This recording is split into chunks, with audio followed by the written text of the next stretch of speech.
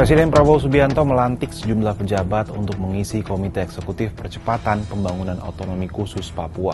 Pemerintah menyebut komite ini berperan sebagai jembatan koordinasi antara pemerintah pusat dan 6 provinsi di Papua. Lantas, apa saja tugas dan fungsi dari komite ini?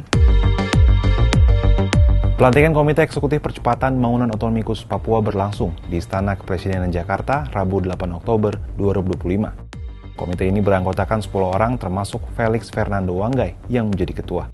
Beberapa personel komite ini pernah berkiprah di pemerintahan, diantaranya Ripka Haluk yang menjabat sebagai Wakil Menteri Dalam Negeri dan Paulus Waterpauw, mantan Kapolda Papua. Dalam kerangka Astacita, kontekstual Papua yang meliputi pembangunan politik, ekonomi, infrastruktur, dan pemerintahan. Selain itu, Felix juga menjelaskan bahwa lembaga baru yang memiliki anggota dengan beragam latar belakang ini juga akan menata beragam aspek sosial budaya, mulai dari olahraga, kesetaraan gender, hingga ekonomi kreatif untuk pembangunan Papua. Intinya bahwa Bapak Presiden memiliki komitmen untuk Papua yang dalam bahasa kami Astacita kontekstual Papua yang kami akan kawal tentang harmonisasi, tentang sinergi, pengawasan, dan evaluasi.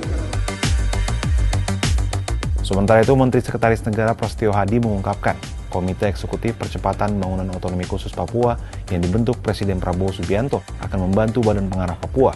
Badan Pengarah Papua merupakan lembaga yang otomatis dipimpin Wakil Presiden, dalam hal ini Gibran Rakabuming Raka. Nah, yang hari ini tadi dilantik oleh Bapak Presiden adalah ketua dan anggota dari Komite Eksekutif tersebut yang akan membantu kerja daripada Badan Pengarah yang diketuai oleh Wakil Presiden. Pembentukan Komite Eksekutif Percepatan Pembangunan Otonomi Khusus Papua ini seakan menunjukkan pemerintah untuk benar-benar mengurusi tanah Papua. Namun apakah hal ini cukup untuk mengatasi berbagai persoalan yang ada di Papua? Peneliti Politik Badan Riset dan Inovasi Nasional atau BRIN, Aisyah Putri Budiatri, mengungkapkan sejumlah badan ataupun kebijakan tercatat pernah dibuat pemerintah guna menyelesaikan persoalan di Papua. Sejauh ini Aisyah menilai komitmen pemerintah baru sebatas pembangunan fisik di Papua yang dilakukan lewat kehadiran Undang-Undang Nomor 21 Tahun 2001 tentang otonomi khusus bagi Provinsi Papua. Namun sejumlah persoalan lain seperti kekerasan dan pelanggaran HAM tak pernah terselesaikan.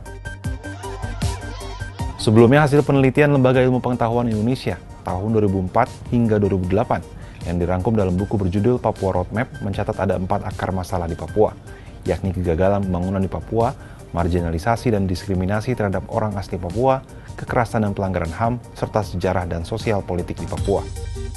Justru kemudian yang kita perhatikan saat ini perkembangannya, 4 akar masalah Papua itu tidak berubah gitu, tetap ada di situ.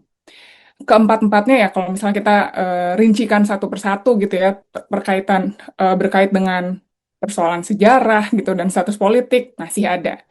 Kemudian berkaitan dengan kegagalan pembangunan, itu menjadi concern ya, bagi pemerintah, selalu menjadi concern pemerintah selama era reformasi. Tapi kita lihat persoalan pembangunan Papua tetap seperti itu gitu, masih ada. Kemiskinan masih tinggi, kemudian pemerataan pembangunan juga masih belum berjalan dengan maksimal, padahal dana otsus yang digelontorkan itu tinggi gitu ya. Jadi efektivitas kerja pemerintah dan dana otsus di mana itu masih pertanyaan gitu. Kemudian yang ketiga terkait dengan marginalisasi. Marginalisasi juga jadi concern karena ada beberapa program, misalnya program pemerintah untuk mendorong afirmasi orang-orang asli Papua gitu. Tapi kita lihat juga masih stuck, masih ada problem marginalisasi di Papua gitu ya. Untuk itu, Aisyah menekankan pentingnya pendekatan dialog dan pelibatan orang asli Papua untuk ikut serta menyelesaikan persoalan di Papua. Pembentukan Komite Eksekutif ini menandai langkah baru pemerintah dalam mengelola pembangunan di Papua. Menurut sahabat Kompas, apakah komite ini mampu menjadi jembatan yang nyata bagi kesejahteraan Papua?